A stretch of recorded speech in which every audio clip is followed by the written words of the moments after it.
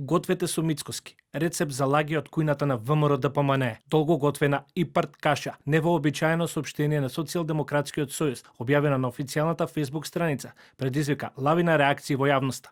Извори од СРСМ за телевизија 24 велат дека преку сатиричен и саркастичен пристап опозицијата настојува да ги прикаже како што наведуваат лагите и манипулациите на владеачката ВМРО ДПМН, насочени кон опозицијата. Гответе со Мицкоски. Рецепт за лага од кујната на ВМРО ДПМН.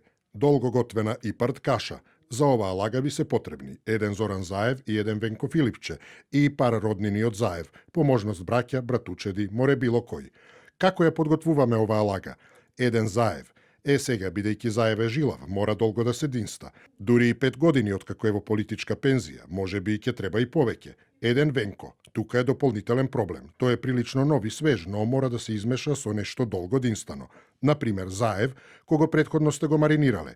Ја добивте основата. Сега одат додатоците. Најдобро е да додадете неколку мина од семејството Заев. Одлично се сложуваат со Зоран, а и нив претходно сте ги динстале, па низ цедалка сте ги пропуштале. Сега како зеленчук усогласете ги со Венко. Веќе сте блиску до крајот, но не заборавајте уште некој министер. Одлично се сложува со се во ова. Не изостана реакција од владеачката ВМРО ДПМН.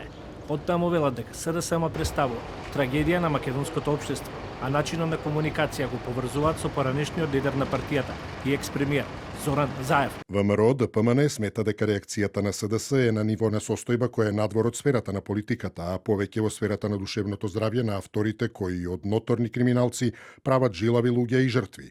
Тој ментален склоп и тој систем кој тие го имаат создадено е трулежот на македонското општество и колку и да глумат кловнови со вакви соопштенија, жалиме за реториката, но посоодветен термин не можеме да најдеме, сепак нема да може да избегаат од својата одговорност за сите своји злодела.